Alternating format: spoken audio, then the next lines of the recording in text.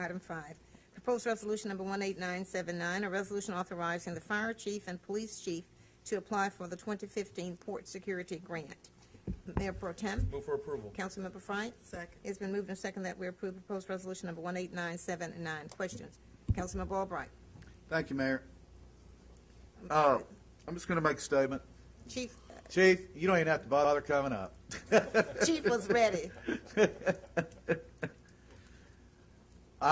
No offense, I'm voting no to both of these. You know, while it would be great to have some of this capability, with the $300,000 or close to $300,000 it's going to cost for us to get it, and then owning it and maintaining it, I don't see it. The city's got bigger needs. Thank you. Well, Chief, you want to move, I know you don't want to move closer, but would you please move closer? Councilmember Scott. Thank you, Mayor. City Manager or Chief, I'm pretty much feel the same way because I'm looking at a lot of these fire hydrants in the neighborhoods that's not working, Chief. We were supposed to come back with a list of those fire hydrants. Are we aware of them now? Do we have a list? Yes. Yep. Okay. We've always had a list. Okay. Well, I don't have one. Could you give me one? So how many of these fire hydrants in our neighborhoods are not working still? Are you talking fire hydrants, or are you talking fire hydrants that don't have adequate supply? Don't have because adequate of, supply and mains? don't have adequate supply and not working. I would say probably 150. Okay, so I'm looking at, in order to really make our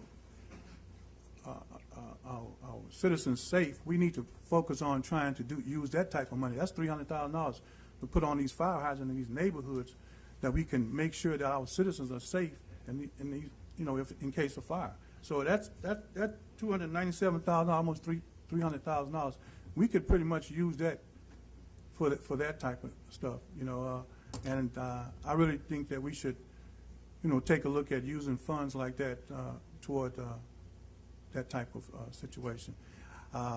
So I'm not really. I appreciate you all going after grants, but another boat to try to do that type of stuff, fight fires, I think that money should go toward the citizens.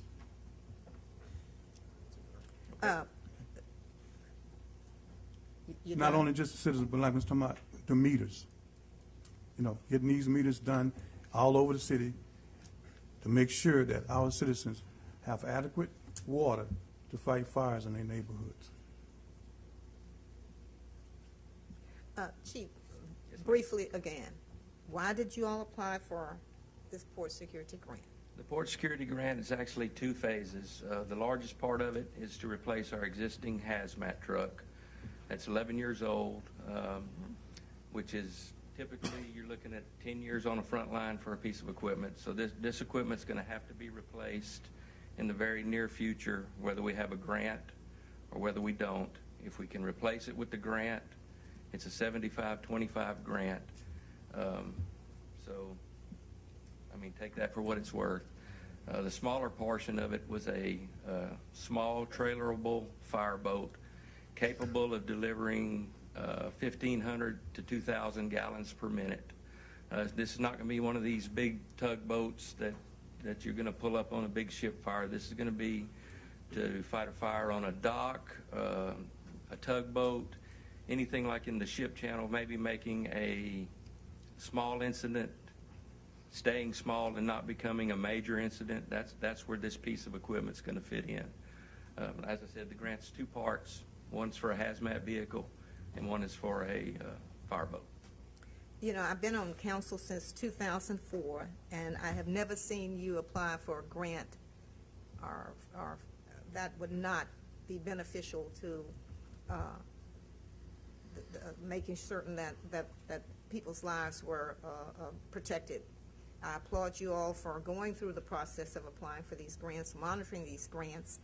I'd rather use a grant and do the match than to have to do 100% of something that eventually you're going to have to purchase. Correct. So, you know, I applaud you for doing that. So And to be quite honest with you, life's a lot easier if we don't have grants. I mean, I know it would be a lot administering these- easier if you didn't have administering these grants. It'd is just be a lot nightmare. more expensive if you didn't have Absolutely. grants. It'd be easier, but a lot more expensive. Absolutely. So there, you know, there's some discernment you have to make there. So I do applaud you, and on the contrary, I am going to vote for it. I'm definitely supporting this. Councilmember Lewis? Yeah, Chief. Appreciate you all pursuing the grants and whatever.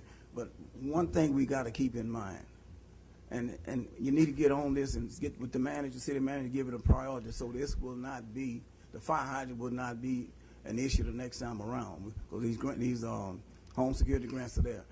What we got, if the insurance companies find out that we have 150 fire hydrants that's not working for whatever reason, not getting us water supply, that will impact our key rating. It's going to We just, I didn't mean to interrupt you. Go ahead. We just had, the key rate's not in effect anymore. We use ISO rating. ISO rating? We just recently, last year, went through our 10-year ISO survey, and our rating went from a class 3 to a class 2, Okay, with the lower number being a better rating. okay. Were they aware of the 150 hydrants that's not working? Yes, they did a survey. And how much of a time did they give They you? did a survey of the water supply as a whole, of the fire alarm dispatch system, as well as the fire department capabilities to get that rating. And that rating went into effect, I think, January 1st of this year. Okay. Now, I have seen, from my own experience, I have watched you all fight fires, and I have watched block after block after block, hoses strung out. Like, you know, you get there with your tanker.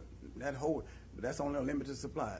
Block after block, hoses strung out, trying to find a hydrant that works. That's not your fault. That's a management part of it, and that's council part of it. But all you can do is do what you do. You understand this, when a building's burning, we've got to do what we got to do. You got to do Water. what you got to do. I Yeah. understand. That's right. And you've been doing that. You're doing it successfully, okay? But I'd rather see that matching money go toward getting those water lines to those hydrants fixed. We get that done, so the next round we'll be in position. I don't know what it's going to cost, but whatever it costs, city manager, we need to get it done. I appreciate you getting that. Make that a priority. Let's get it done. So next time a 25-75 grant come along, and they're not going to go away.